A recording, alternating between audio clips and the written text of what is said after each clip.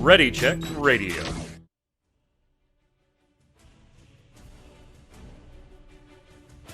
Stand by as we get ready to serve up all your news this week in the world of gaming.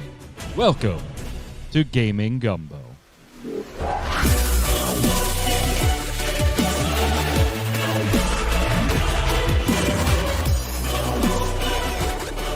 What's up, Internet? Welcome to Gaming Gumbo, your weekly gaming wrap-up show from Ready Check Radio. It's Saturday at 7 p.m. Eastern. That means it's showtime. I'm Mike Byrne, your host. If you're listening on Spotify, head on over to ReadyCheckRadio.com, RAIDEO.com, and make sure you follow all the socials in the upper right-hand corner. Twitter, Facebook, Twitch, YouTube, all of it. Tell your friends. Link it. Subscribe, follow, notify, all that stuff. And join us live, chat, hanging out here, giving us their opinions on all the topics as we go through them. Yes, we'll talk a little bit about Cyberpunk, and that is Jason Winter's favorite category. How are you, Mr. Winter? You know, I'm actually a little disappointed in you, Mike. Why? Because there's no top 10 guessing game this week. Well, there is a little bit of a guessing game, but there is no top 10 guessing game. And it's not really a guessing game. Like, you guys know the list, but I don't know how everybody feels about every single title on it. So that's the easy kind. Yeah, of that's the easy. I already know the answers. That's the easy kind, absolutely. Also on the line, resident artist, Ready Check Radio, Yod. How are you, my friend? I'm doing all right. Yeah, I was wondering about the guessing game too, because there was nothing that said "Do not click on this link." We'll have to get one for you next week. Get one for everybody next week. We did a mini one. We ended up doing a mini one on the free-to-play cast yesterday. So check out mmobomb.com for the free-to-play cast. We did a mini guessing game because Game Informer did a top 10 of Game Assassins, and Agent 47 was not on the list. So. Ooh, yeah, a little weird, really? little weird. Go watch the show. We had a lot of fun with that one. All right, gentlemen, I just got to say, holy crap, man. Holy crap. This is nuts. This is nuts. A little update before we really get started here, though. I got to tell you, gentlemen, I don't know if you know this. I was keeping track of it. We had talked about the Super Mario Brothers sealed cartridge rated 9.6 and sealed with the cardboard hang tab, being sold on Heritage Auctions. And the current bid, when we talked about it, with like 5 or 6 days left, was a little over $300,000. That auction did close. Would you care to guess how much it sold for, Jason? 500,000. 500,000. What do you got, Yod? I'm gonna go 400,000. 400,000. Jason, you win. Price is right. Closest without going over. It sold for $660,000. Yod, if you'd been smart, you would have said 500,001. Yeah, he definitely should have. He should have won you right there. 500,000 was a nice round number. Should have definitely won. I didn't think it would actually go up that much. Is the thing. No, but it did. Wow. Yeah, it basically doubled from the time we covered. I think it was us. I think we brought much attention to it. We caused the bidding war. It's all a Mystic's bot, because he's the one who's always getting the subscriptions in chat. He's made of money, just flipped it out there. Sticks now owns it. But that wasn't what I was holy crapping about. I just wanted to give everybody an update on that one. And see, we found a way to get a guessing game in. Apparently this week, Tencent has been helping out the Chinese authorities. Why? Because they were helping bust the world's biggest video game cheat operation. From the BBC, a collaborative effort between Chinese police and gaming giant Tencent has led to the closure of what police say is the biggest ever video game cheat operation. The gang designed and sold cheats to popular video games, including Overwatch and Call of Duty Mobile. Roughly $76 million in revenue was made by the organization, which charged a subscription fee, and police seized $46 million in assets, including, Jason, some luxury cars, some sweet-ass luxury cars. And we're not talking just like GTA cars, but actual real ones. 'Cause there's a photo in the article of this fleet of expensive-looking sports cars. I'm just like, damn, man, we're in the wrong business. That is crazy. It's a 1% of a Bethesda. Yes. More and more people are coming around to Jason and my way of thinking and just referring to everything as a number of Bethesdas. What was it? Roblox. I do like Roblox that. is worth like a little over 6 Bethesdas. In a 2019 survey, by the way, revealed around a third of gamers admits to using cheats to improve their chances online. The article then states that some high-profile gamers have quit platforms over rise of cheating. All right, so let me ask the first question. Have any of you, for any game, ever bought some type of cheating software? I'll admit that I may have tried to use creative game mechanics, but I've never bought something to like I might have been cheating, like going through walls that I knew you could clip through and things like that, but not buying software that altered things or aim bots or stuff like that. Right. In Destiny 1, our group did use the Crota cheat where the fire team leader would yank the his Ethernet cord the moment that his knee hit the ground, and it leaves him there without a shield for the rest of the match. We did do that. So but that's an exploit of a bug. Right. Right. I've never bought anything. All right, so that not falls even in a line Game with like Shark mine. back What in the about day. you, Jason? Never buy like an aimbot? I mean, not today. You know, we'll talk about like when you were a teenager, like aimbots on Atari. I was about to say, yeah, when I was a teenager, I couldn't aimbot Super Mario. I don't think you have. I'm just asking it because we're three of us, and apparently, you know, the odds say one out of the three of us, according to a 2019 survey. I'm trying. I noticed that there. I'm just watching that video now. It's a video article. I'll see if I can find out what they say. Like that, I think 1 out of 3 is a little much. Yeah, I think so too. like, well, you say that, but then they made $76 million last year. Well, they make it up in volume. yeah. It's China. You got a lot of people, even if it's only 1% of Right. it. You know? And they do have better internet than us. Did you see what they were charging too? For the sub price? Yeah. $10 a day. Yeah. Yeah. Up to $200 a month. I don't care about being good enough in a game that badly. I don't care about being good enough in Rocket League that badly. And you know I care about improving in Rocket League. That is nuts. You have Mad Martha acknowledging bought gold in some games. I think that's a different category. That's a different category. Gold's, that's buying in-game cash is one thing, and a cheat is a different thing completely. Although the first is still shitty. The police destroyed 17 cheats and arrested 10 people. So 10 people going to jail, and they've destroyed 17 software.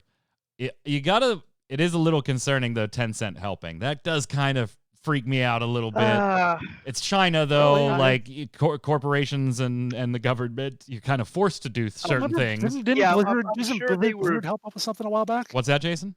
Didn't Blizzard help out busting some sort of cheating ring a while back? I think so. Yeah, I think you're right. It's in their moneyed interest to do this, take care of this sort of thing. Oh, absolutely. Yeah. Weird. From a customer service standpoint, it is too. Right, but I'm sure Tencent was convinced to help out. Yeah, one way or that's another. money. It was absolutely the money. It's China, it's not money. Yeah. Again, whatever. Yeah. Oh my, that is a lot of moolah. Yeah. A lot of moolah. God, Yeah, I'm just delaying. I really don't want to talk about Cyberpunk. We gotta fill our quota. Come on, do it. Get it over with. Just read the entire patch notes. That'll take like half an hour. Did you guys see the patch notes? Oh my, yeah. The 1.2 patch notes. So the one I linked to you, it's cute on a couple of levels. That first of all, it says, V should now automatically unequip a charge grenade when entering safe areas. Which, thank God, walking into the bar with a live grenade, maybe you shouldn't do that. But the part of it that really made me think about it, though, it says V should now automatically unequip. Should. Not V will or V is going to. Should. It should. This should work. I mean, we think we fixed it. but maybe we didn't. I don't know. So It'll happen, 50% of the time. It's fine. It's all fine. It's fine. I think should implies like a more than 50% that it'll happen. So maybe it's like 70-30 or something. 70-30? Okay. Yeah. I'll go I'll with give 'em 70-30. that. Your Yeah, file yeah. sizes. This was a huge patch, by the way. Huge, tons. Like there's no way you read the entire. Like even press was probably like, fuck, I don't want to write this article. Like having to Copy look paste. at because it is It's just Cyberpunk equals list. traffic. It's just a list. Yeah, it was a huge infographic. I mean, I can't even adequately show it to you on screen because it's just a huge Crazy. bar infographic. On PC, Cyberpunk 1.2 is 33.6 gigs. On PlayStation, Cyberpunk 1.2 is 44, and on Xbox, Cyberpunk 1.2 is 40.3 gigabytes. Massive From the top of the change. article, to the top of the patch list, it took me 28 page down to get to the bottom. Oh, just on your browser? Yeah, just Yeah. on my browser. yeah. It is Wow. disgusting. Now, first off, the fact that you need a patch that big should just scream even more that the game should not have launched when it did. Second, there are a ton of things in here. Jason, you mentioned the one with the grenade. I will throw out my favorite one. V now sleeps on a bed like a normal human being. You don't go like this. Yeah, you don't like This lay way? down with your knees on the floor and your torso, the top part of your torso sideways on the bed. There are all kinds of other stuff in this too, but the reviews, not that great. In fact, I'm showing footage now, and that is not us lagging. That is that footage lagging, because apparently that is a bug that still continues to be in the game where you summon every vehicle you own at the same time, and they all spawn on the same location until they all destroy themselves. Here we see just absolutely is tremendous frickin' physics in crazy. action. Absolutely That tremendous is physics so in action. crazy. Watch this. Grenade out. Everybody gets out of their car. Simultaneously. This bug's still Oh here, my right? God. Fire in the air, turn around, and they're gone. Like, so all of Oh, these yeah, right. these I remember things, they're that. still there. It's So it's still a mess. The patch is huge. It fixes a ton of things, but this game just was not ready and still is not ready for prime time. This wow. section is them showing off like the cops, are still just like spawning. They spawn a little further from you, but they still just spawn out of anywhere, and various fun stuff. It's just an absolute shit show.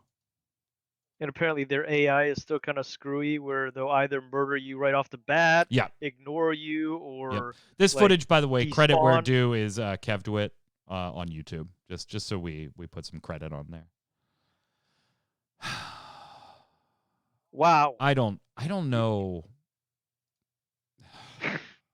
It is such a huge patch, and everybody's Yeah. saying the same thing, Jason. It was like IGN, Polygon, like all the big hitters were like, yeah, it's a big patch, but the game still feels pretty much the same. Pretty Yeah. much the same, PC because Gamer some put of it- them are put it so about right. micro fixes. Yeah. If you're waiting for Cyberpunk 2077 to be fixed before playing it, keep waiting. Yeah. Yeah. The headlines aren't gentle either. No. The headlines are just not gentle. That actually, you just read a headline. Yeah, I didn't read a you? headline. Yeah, that That's was what I did, yeah. That's what I said, yeah. IGN. PC Gamer. Cyberpunk 2077 patch 1.2 seemingly introduces a host of new bugs. Cyberpunk hot hardware. Cyberpunk 2077 patch 1.2 killed plenty of bugs, but it hatched even bigger and hilarious ones. Games Radar. Cyberpunk 2077 patch has some fun bugs of its own, including a never-ending sandstorm. What? It just keeps going. That sounds good. Keeps going. In the midst of all of this, Jason, there was a presentation made by the team at CDPR that they're going to be kind of getting away from the business model that they have always historically been in, or that we've perceived them to be in, and came up with this like new, here's what we're going to do going forward to keep our revenues going and to capitalize on things. And honestly, the thing that made me the most concerned was it apparently requires that they work on 2 AAA titles at once, and I don't know if they can handle one based on Cyberpunk. Oh my god, no, they can't. They just can't. What is the Oh my God. lowdown here on their whole agile dev focus? Yeah, so like I said, they had their investor meeting or whatever, and they said, we want to do right by gamers. Their CEO said. What did he say? Yeah, Red 2.0 is parallel AAA development. We want to improve the ways we make games, and Red 2.0 is our starting point. That includes centralizing Red Engine to serve 2 franchises, Cyberpunk and The Witcher, scaling up the company's talent pool, and deploying a team of cross-project experts. So, well, the only thing that makes sense to me of that is scaling up the company's talent pool, which is hiring people. Do that. They have Right. a lot of they have a lot of stuff. I'm looking at their Twitter where they actually put out a bunch of the little slides they showed. They're transitioning. They're transitioning from focus on AAA RPG to genre blending with AAA RPG core. Huh? What? I don't understand those buzzwords. Mad Martha is saying, to be honest, I don't think anybody expected 1.2 to fix everything in one go. No, you're right. Nobody did.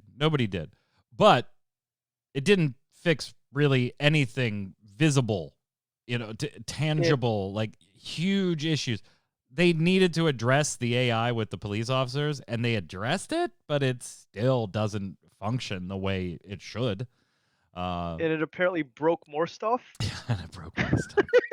Here's the thing I don't get about their new presentation. Like, when you look at their visuals, it's kind of honest that they're like, look, we're just going to milk you for franchises you love. It's like, we're going to make a game. We're going to sell a bunch of copies. Step 3 is rip that IP into any other entertainment form we can, be it TV show, novels, mobile games. However, we can rip it into the other realms of entertainment.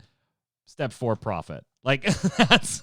You mean they're going to make basically one AAA game and milk it for like a decade? Skyrim, excuse me. Who would do that? Who would do that? Hippos. GTA. Pardon. Wow. Excuse me.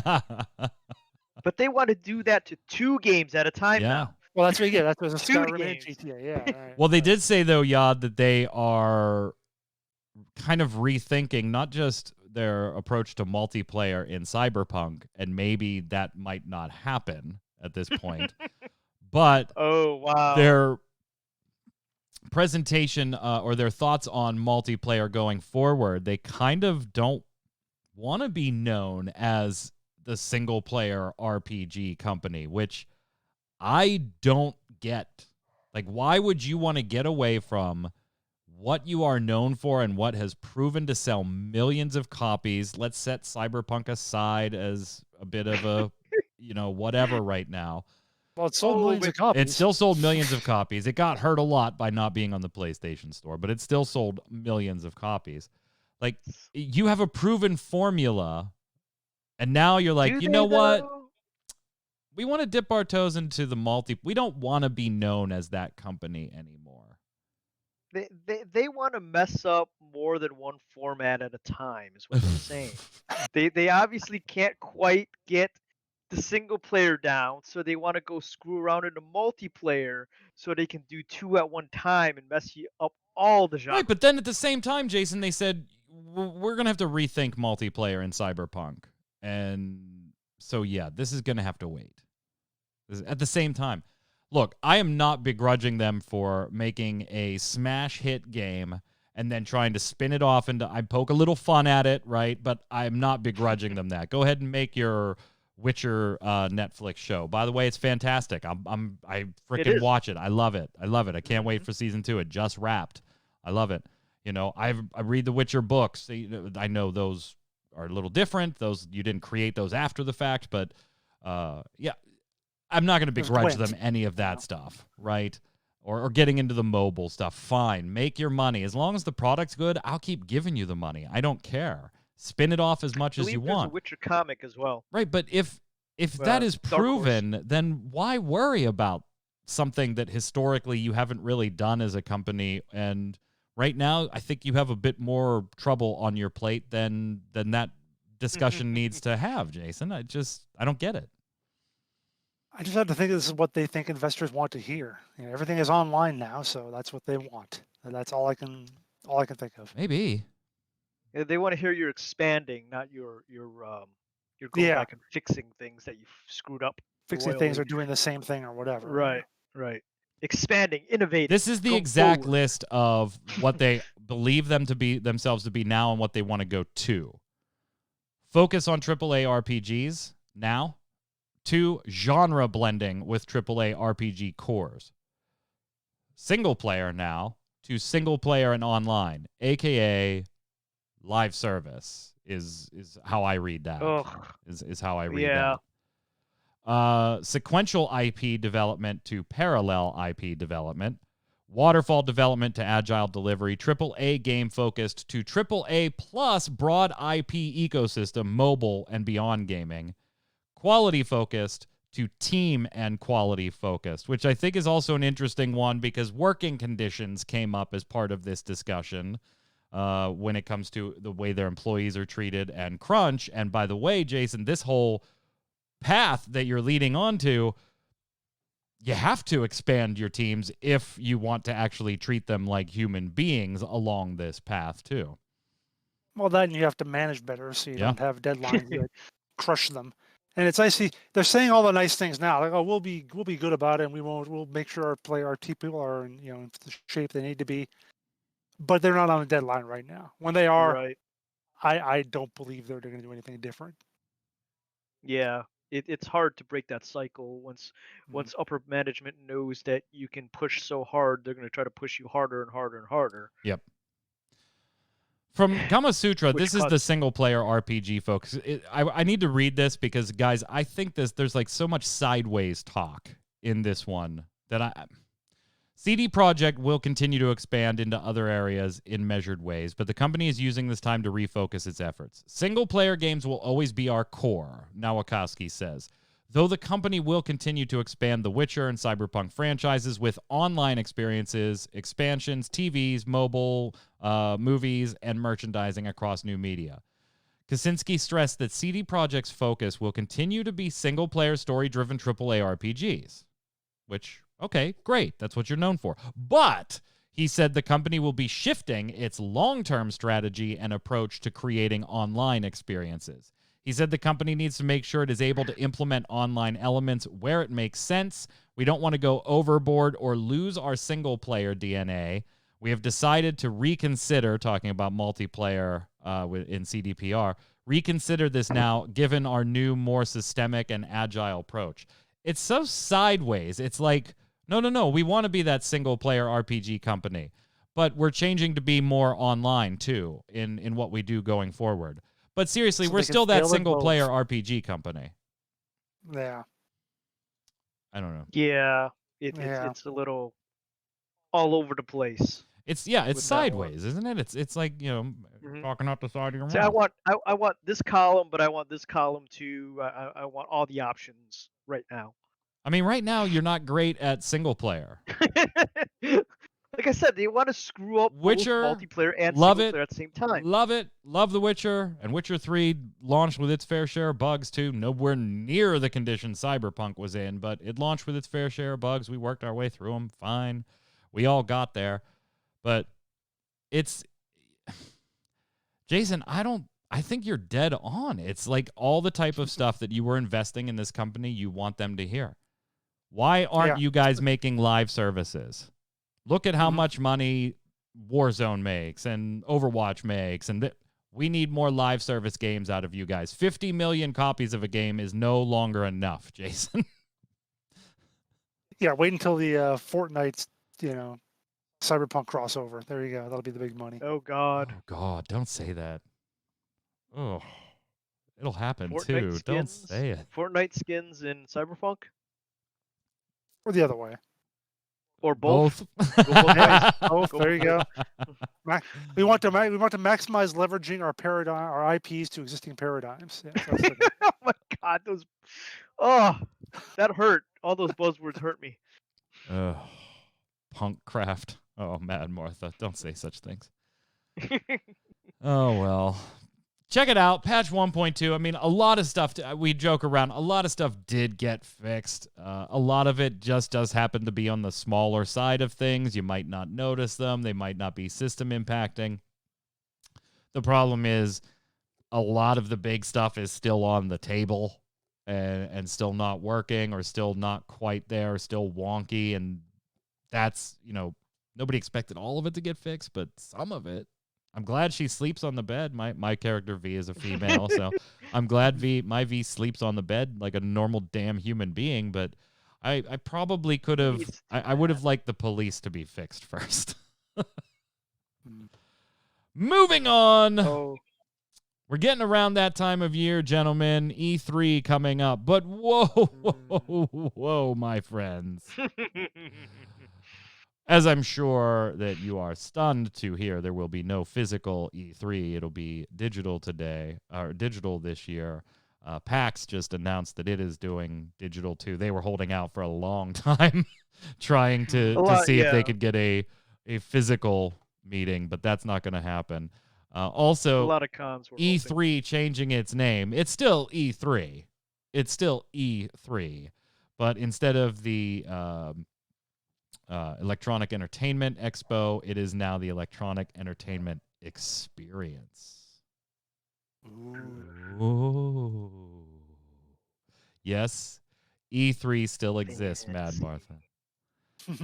Funny you say that, though, because I'm going to pose a question to the panel in a few minutes here. What initially happened that made this weird was Video Games Chronicle reported that E3 was going to be offering some type of pay pass. They didn't know how much. They speculated like $20 to $30. And so that story went out. And that pay pass was going to get you things like access to game demos that were being displayed and stuff via cloud gaming. When Video Games Chronicle ran with that story, the ESA, the Entertainment Software Association behind E3, kind of came out very, very quickly and said, that's not it, that's not it, that's not it. Now, Video Games Chronicles had multiple sources telling them anonymously that that was what was pitched behind the scenes. And then when they advertised E3, they did acknowledge that there was going to be maybe the ability to play demos, but they didn't put a price on it. So they just conflated the two. ESA ran out. I think what actually happened here is probably got backtracked. Probably got walked back, Jason. From Video Game Chronicles, multiple publishing sources told VGC this month that the event organizer had pitched plans to charge a fee for some of 2021's planned content, such as on-demand game demos or a premium package with extra access. One source suggested that the premium package had been pitched to publishers at $35. Remember, the ESA represents all the big gaming companies. So they're pitching the E3 product to those companies to pay and come to the service. However, in a statement issued after the publication of our story, the ESA provided additional comment denying it would charge for E3 content. Quote, I can confirm on behalf of the ESA that there will be no elements at E3 2021 that will be behind a paid-for pass or paywall, a spokesperson told VGC. In an earlier statement sent to VGC ahead of publication, the ESA said it would deliver a free experience for everyone interested in E3 2021. But that statement didn't specifically rule out any paid-for features. So, first question for you, gentlemen. Miscommunication, wires crossed, or pitched and backtracked? What do you think, Jason? I think pitched and backtracked. Why would they backtrack it, though? If you pitch it to, let's say, Sony, which, we'll talk about Sony in a minute, but if you pitch it to Sony as this, hey, we're going to also do this, and it'll be $35, why do you then backtrack it?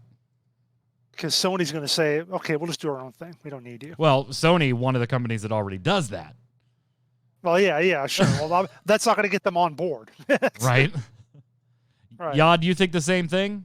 Pitched and then backtracked? I agree with Jason. Yeah, I agree. I agree with Jason. It's a pitch and backtrack. They pitched it, and I think the companies go, well, sure, you get $35 a person, but what do we get out of it? You know, do we get a percentage of that, Right. or is it all for you? Right. Well, I mean, And of remember course, the they're going to companies say, actually well, like they pay to be there. It's like right, so if exactly. E3 is And selling a $35 pack to somebody, it's not like, hey, Sony and Xbox are going to divvy up the revenue when they're all done. Sony and Microsoft and them, they paid for their booths and their presentation Right. time and all that stuff anyway. It's a huge marketing, well, it used to be a huge marketing thing, and I think that kind of segues to our next question. Is there really a valid relevance to E3 anymore? I mean, it used to be up there, E3. Then you had the Consumer Electronics Show and Gamescom and the Tokyo Game Show. Like, those were your four biggies. PAX then came kind of onto the scene and became a biggie there too. Go ahead. Wasn't E3 classically a like for companies only, and yeah. and Yeah. and like No. reporters and stuff like Right, that? right. It wasn't for general public. Right. That was way back in the day. Yes. Yeah. It used to be Right, okay. press only. Press and Right. field people only. Right. And then it had been Right. opened I up wasn't to sure public. the past couple. Okay. So Yeah, the couple has past been couple have just been public. Oh yeah. For years Okay. now it's been open to the public. Okay. So it's just another con at this point. Well, you're right. That was the whole thing, right? It was starting to lose steam, so let's open it up to the public instead of just being industry professionals. Obviously, that hasn't turned out to work. EA, Sony, Activision, they all haven't been there in the last few years, right? And that was before 2020's cancellation with COVID. EA and Ubisoft, they ran their own digital events. You know, Sony does their thing. Nintendo didn't do a Nintendo Direct at the last E3, but they did a mini presentation, right? They still ran their own Direct. Right. Like, what is the relevance of E3 at this point anymore, Jason? Particularly if it's just going to be a digital experience. These companies can do that any day of the week they want for no cost. Yeah, especially as a digital experience, it's pretty much useless. Because why, like you said, you can just show trailers or whatever, or have an AMA or do your own thing. You don't need to do. Especially, I think it's even worse actually for them because they have to put their trailer out or whatever presentation they're going to do in the same week when 50 other companies are going to be doing the same thing. At least if you do it, mid-July or something, you kind of got that space to yourself. You're the only ones getting the attention. Whereas you just get kind of lost in the shuffle if you're one of 50 or 100 different companies doing it. So I can understand not wanting to pay E3 for it, pay the ESA for it. Why go and pay for the right to have your message slammed up against your competitor's message, Yod, at this point? There used to be, you used to do that because that was where all the stories were going to start, right? Mm-hmm. The press was going to start writing all the stories. And if you didn't want the story to be, where the hell Sony? I guess they're not doing anything. So Microsoft and Nintendo get all the headlines. Then you paid and you got your ass there. In this increasingly digital environment. Right. That's the issue. Is it's a digital environment. I can see once things start going back to a physical, you're renting convention center, you got the big booth going, people get the hands-on experience and all that stuff when they come by, then maybe show up again. Yeah. But in an all digital experience, when there's all the ability to do it yourself, I don't see why this is, that big of a deal. Here's the other side of this too, that the multiple publishing sources told VGC that they expected to provide some content for the digital E3 event as a show of support for the ESA, but that they would ultimately reserve their main reveals for separate independent digital events like those held last year. So even if Sony sent stuff, we're not expecting Sony, they didn't give the publishers by name, but we're not expecting Sony to dish out their big hits at E3, so then who cares? They say the ESA, which is funded by and serves the interests of gaming publishers, would likely argue that a unified digital games event would grab the world's attention more effectively than a series of smaller shows. To which I say, Jason, if that's true, How come it hasn't in the last 5, 6, 7 years? Yeah, no kidding. I mean, yeah. Concise I'm and not gonna- straight to the nothing to say. point. Yeah, Straight to the totally. point. It's in like you guys said before with PAX and all the other ones. Um, it's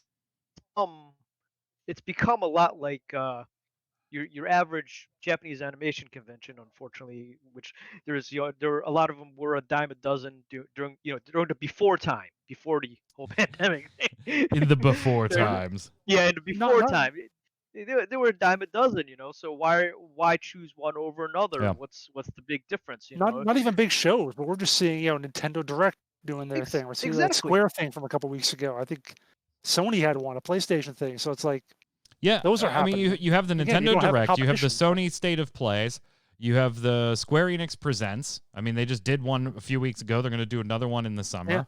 You have BlizzCon, so they do their own damn thing, and Right. They did it all digitally this year too. I mean, there's Right. Now, I can maybe see it for the smaller publishers, the guys who aren't going to command a huge audience on their own, getting glommed together into a big group. But without the big guys there, if I'm one of the big guys, I don't see why I need to be there.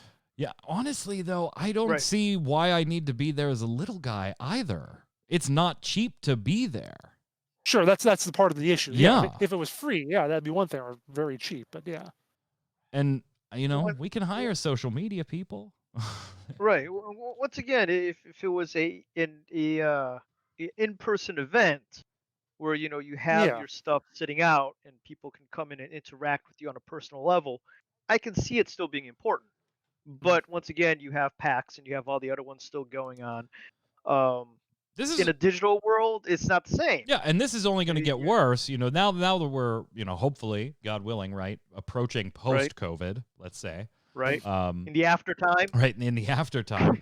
This is just going to get exacerbated because cloud gaming, like it or not, you may not do a lot of it now.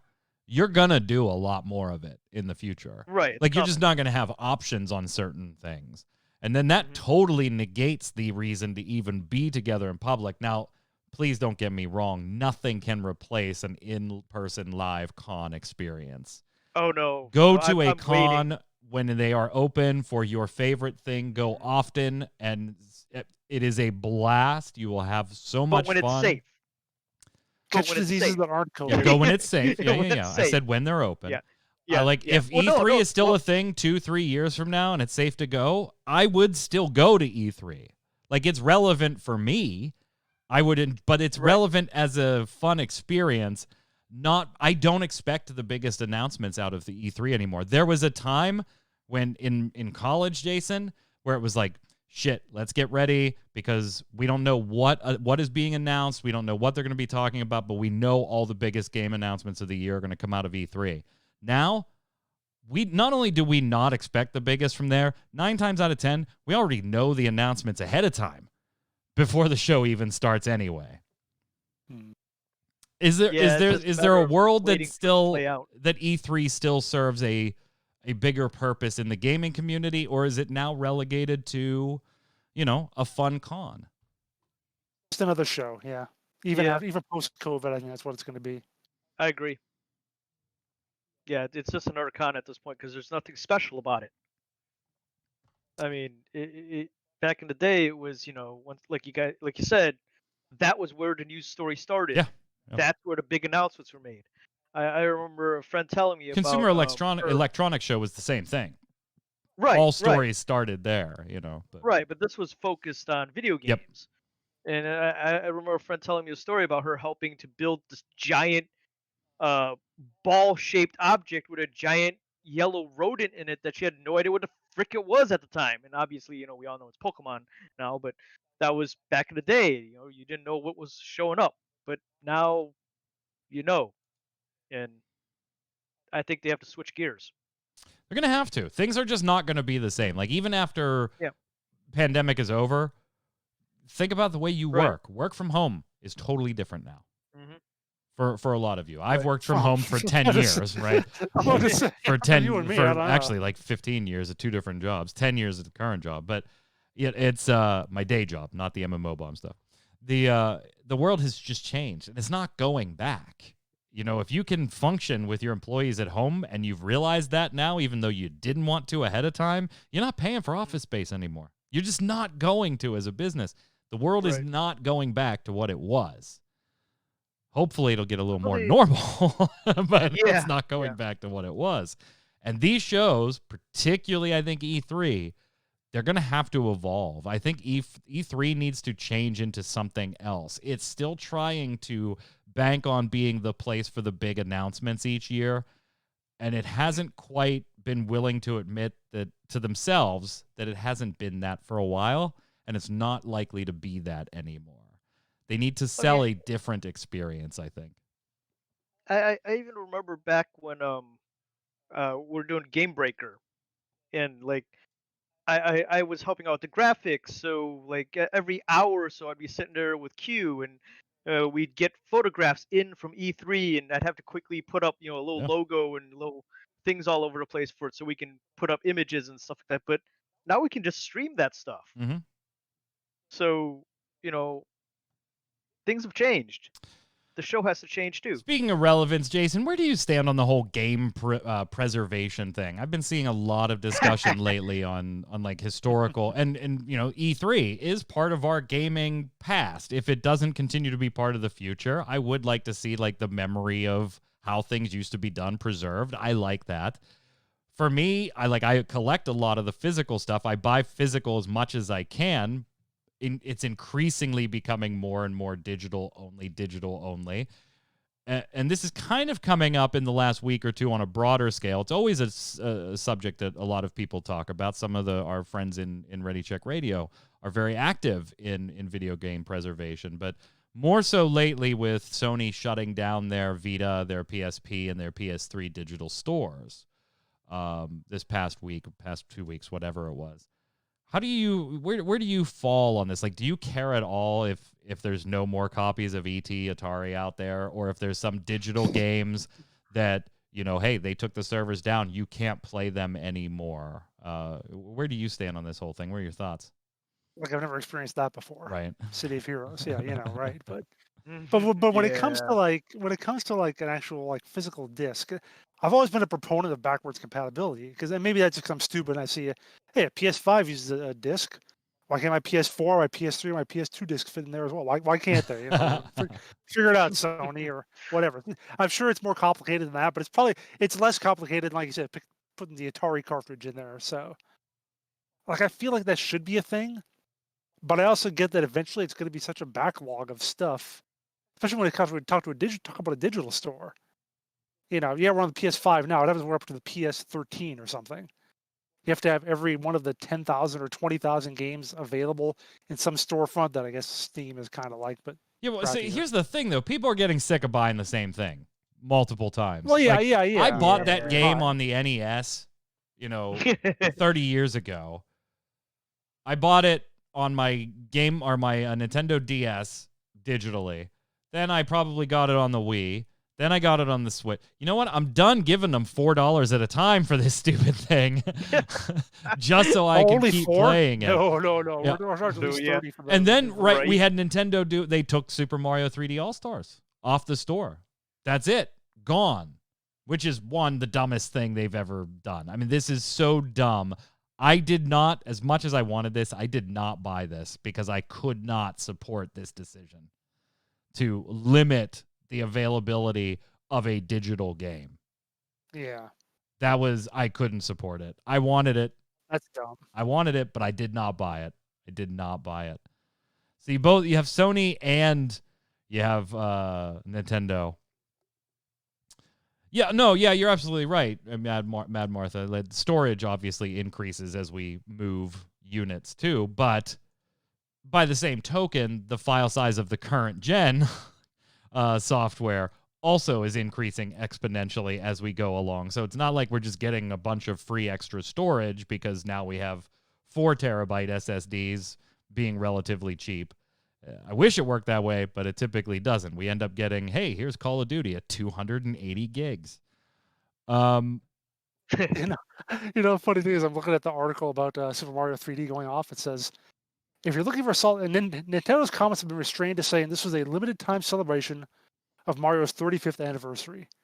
And all I can think of is my damn St. Patrick's Day golfing outfit. What was that, winning Wow. putt? Mhm. Xbox. Or because everybody made their character naked, more like winning butt.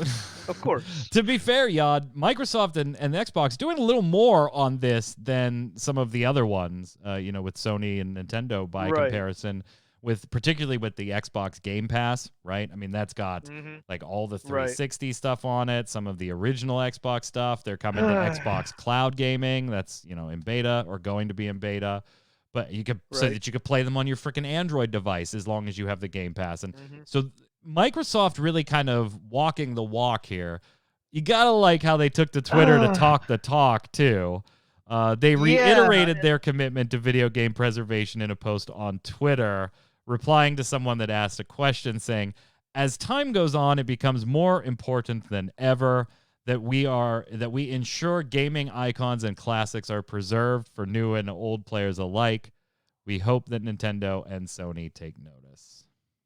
And I mean, this is preservation of video games at this level is sort of new, right? Because back in the old days with the regular Nintendo and the Super Nintendo and all that, it was kind of like you left your childhood behind and you moved on. Yep. But in this day and age, everybody plays video games. No, we all stay children. Yeah. Yeah, exactly. We all stay children. We all play video games. It doesn't matter. And we want to play the games we remember, but we don't want to pay another 30 freaking bucks for the same game over and over again. Game like I said. Informer, actually, the issue we were talking about at MMO Bomb had an article about arcade game preservation and like the video game museum and some of the stuff that they do. I think that stuff's fantastic too. Just absolutely incredible. Yod, I know I put some things. So this is a section of the show I like to call "Because Yod Wanted to Talk About It." Sure. That's we what can this make section is called. So I don't even know, like, what is this first? What are we going to be looking at here? This is just, hey, I like this. Let's talk about it. What is this? Right. There's a little Castlevania, Dark Souls had a baby type video side scroller game that a friend of mine showed me. No, it's up. Right. It's yeah. up. It's just a fun little side scroller type deal. I thought you might like it since you like the Castlevania stuff. I do. I love Castlevania. Bloodstained is fantastic. Right. So that's kind of why I linked that one, because I thought you might like to check that one out. So what is it? What is this called? The Last Faith. I didn't even know about this until you linked I it. didn't either until my buddy who also really likes Castlevania and Dark Souls and all that stuff, and he was like, check this out, and it's like, hey, cool, it's a fun little side scroller. It looks like classic Castlevania. I'm not even sure what it's on, but it looks fun. So well, I'm seeing all the logos here. Yeah. I got Sony, Nintendo, Xbox, and Steam. All of them are here. Right. So, I kind of want to see how fast it loads on that Xbox Series X of yours. Too fast for you to read the yeah, you can't even read the shit. Right. I mean, it looks great. I love Metroidvanias. I love Castlevania. I love vampires. Right. I thought Bloodstained was a tremendous tribute to the Symphony of the Night era. The 8-bit version, the first and the second, they were very good too. I was like, what does he want to talk about now? Oh.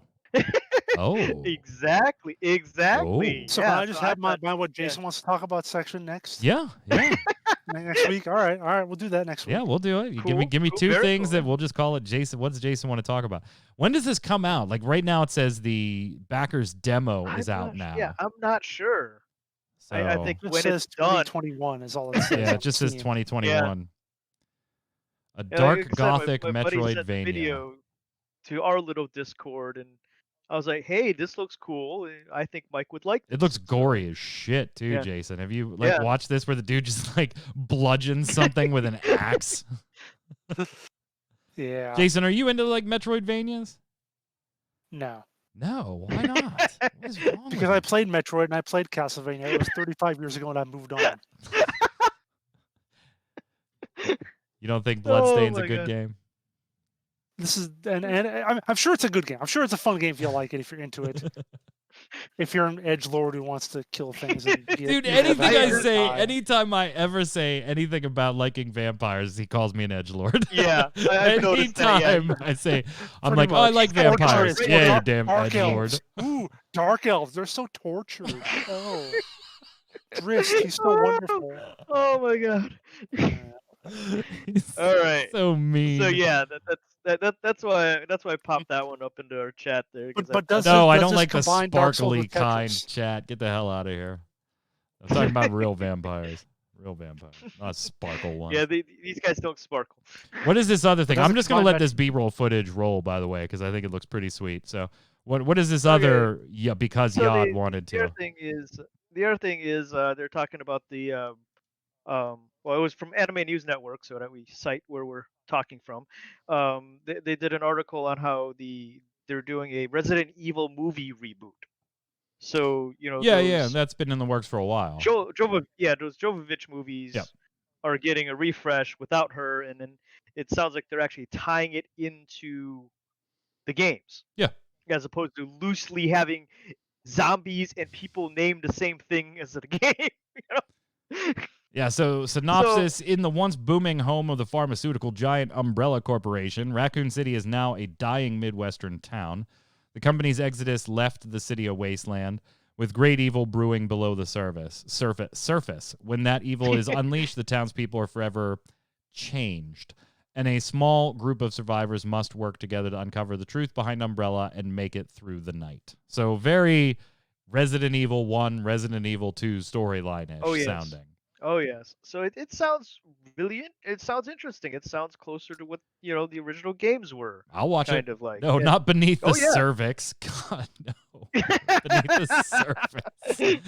See, this is why you need to Yeah. come and hang out live in chat sometime. Well, apparently, Or the why you movies- don't need to hang out and chat. Yeah. Either way. Don't wanna- yeah. But I believe the movie's been delayed a little bit, so there was a news article about it, and I believe the article also states that there's a TV series that's also going to be tied into it. So Did I remember it's that being right? delayed from September 3rd was the original release date Right. for Resident Evil. Welcome to Raccoon City. That's the name. Right. First live action film reboot. To November Mhm. 24th. Now, Sony didn't Right. actually give a reason, but coincidentally, Disney's Marvel Studios announced last week that it was changing Shang-Chi and the Legend of the Ten Rings film to a Yep. release date of September 3rd. So Mm. could be the reason that Capcom and team were Which like, is a very good reason. let's get That out is a of very September good reason. 3rd, please. Yeah, And we'll make it the day before Thanksgiving. Yeah. sure. I'm I going to mean, watch it. You know, I'm going to watch it. yeah, I'm gonna watch it. I mean, by that time, a lot of people should be vaccinated, and maybe theaters would be a fun place to go for Thanksgiving. All right, before Maybe. we do games of the week, here are the top 10 games being released in April according to Game Rant. And I want you to tell me if you Sort of. care about any of them. Outriders, April 1st. Hell yes, I care about it. It's having a rough time right now. If you want more on that, go check out the Relic Grind on Thursdays. Have you two played Outriders yet? I know both of you were watching it, but Demo only. demo right now. only. And Jason, demo only Yeah. still. Haven't I talked about this like 6 times already? Yeah. Mud Riders. Yeah. So definitely a Route thumbs Riders. up from me so far, even though they're having server issues and stuff. What do they put at number 2? Oddworld Soulstorm, April 6th. You guys like the Oddworld series? Don't care. No. I love it. Love it. Definitely one I'm... What don't you love? well, we're going to get to them. We're going to get to them. Okay, fine. Star Wars Republic Commando, April 6th. The 2005 game getting a new modern platforms take on April 6th. Anybody care? Kind of interested. Really? I love But- Star Wars. I want to leave this one in the past. I'm fine with this. I'm kind of interested what they're doing to it. Not much, actually. I Oh, mean, then besides no, never updating mind. it to graphics and backward Yeah, compatibility. never mind. Shadow Man Remastered. Even is Shadow Man. I'm looking it up right I played, out in my dad and I 1999. played Shadow Man quite a bit, so if I bought this, it would be for nostalgic purposes. My dad and I did enjoy the original, but I don't really have a good reason to buy it besides nostalgia if I did end up getting it. And Yeah, YouTube I've don't even never know heard what of Shadow Man is. So Nope. MLB I'm The looking at it Show now and seeing it. 21. Jason, you got to be on that one, I right? haven't played a baseball video game in years. You know the one baseball video game I do play. But Well, this one, by the way, for the first time ever, will be on Xbox as well, because this is that even published makes by another this is reason. published by Sony, right? So it'll be on PS4, PS5, Xbox One, and Xbox Series X. So that's kind of cool. Near Replicate, but I'm not buying it. Near Replicate. Yeah, I still have to play the first one. Anybody? Love the designs, not buying it. Oh, definitely buying it. Watch the Relic Grind for more on that. Total War Rome Remastered. Jason, you're definitely getting that because you get it at half price. Well, that's about the only reason I'm thinking about it because I'm sort of like, I don't really know if I want to do with the old one. But I've been seeing some like screenshots and videos of it, and I'm sort of like, we'll see. This is another one that I'm content to let live in the past. What about you, Yod? Yeah. New Pokemon Snap, April 30th. Nope, don't care. Yeah, the wife will buy it. So Yod will play it. You'll let us know how it No, is. I'll watch her play it. Returnal, also April 30th. This is the one that when I first saw the very first trailer they showed way back when, and it was like a 20-second trailer, I was like, I'm intrigued. I would like to see more. Then they showed a more extensive trailer at I think it was the State of Play, and I was like, this looks boring as shit. Was that the one with like the astronaut lady? Yes. Yeah. Okay. Yeah, I don't know what to make of that. I don't It's either. Interesting. It's interesting. I'd probably watch someone play it, but I don't think. Yeah, That's that seems exactly. like it seems like a good viewing. There you go. That's exactly what it is. Yep. It's a good game I'm to not watch. buying this until after I watch somebody play this. Yeah. Terminator Resistance Enhanced, April 30th. For those that missed it, Terminator Resistance originally launched in 2019. First-person shooter, generally unfavorable reviews. Was not praised by critics. Still managed to find an audience of players who liked it, and Resistance will get a chance to find an even larger audience as a remaster is coming to PlayStation 5 exclusive at the end of April. No. I mean, it's got 92% positive on Steam, so it wasn't that poorly. That wasn't that poorly taken. I remember watching a streamer play some of this and thought it looked actually kind of cool. But I'd rather play the original because if it's a shooter, I have to do it on a keyboard. So Right. I like the Terminator series, but I get the feeling with the Terminator series on video games, much like when we talked about Aliens, they always get the shaft coming in video games. So makes sense. Let's go to Yeah. the games of the week.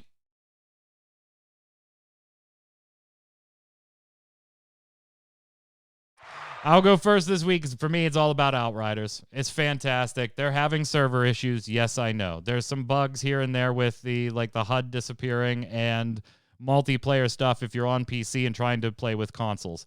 The consoles aren't really having an issue playing with each other. The multiple PC platforms, whether it's Steam or Epic, they're having fine playing with it. But if you play across it's just there's issues. I get it. But I absolutely love the game. Enjoy it. Hope you're checking it out, too. That is my game of the week. Go ahead, Jason. Well, after taking several months off, I finally got back into Conqueror's Blade the past few weeks. So there you go. That's what's been sucking up a lot of my time. If you're not familiar, it's a free-to-play game from, the publisher is My.Games, developer is Booming Games. They're based out of China. And it's a medieval hack-and-slash doing battles game. So pretty good. Check it out if you're into that sort of thing. You're back to it. Very nice. I'm back, yeah. Yod. Solidly back. Okay, I'm gonna go with a legacy Xbox 360 game that I can't find anywhere else. It's a shooter called Wet. I've heard of that. Yeah, you play a assassin chick, I think it was, and you get sent to Hong Kong. You do a lot of shooting. The music's really good and the action's nice. It's not revolutionary in gameplay, but it was a fun game. So, there it is. Did you say it's an Xbox game called WAP? Wet. Xbox 360 Wet. Gotcha. All right. Yeah. Chat, don't head out right after the show. We got a streamer coming on live right after the show. What's up, Torchwick? Not much. Just hanging out. repping Pokemon Snap since you guys were all talking trash. Are you excited for the release later in April? You know I am. What are you Of course playing I tonight am. on stream on games older than me? I'm gonna be playing original Fallout. There's actually a pretty real possibility that we beat it tonight. So Oh, do we know what's next after that then? Next week? we're looking still a at some Metal surprise. Gear Solid. Oh, the original. Well, if I beat Fallout early, I might have to do it tonight, so I True. can't keep it a surprise. True.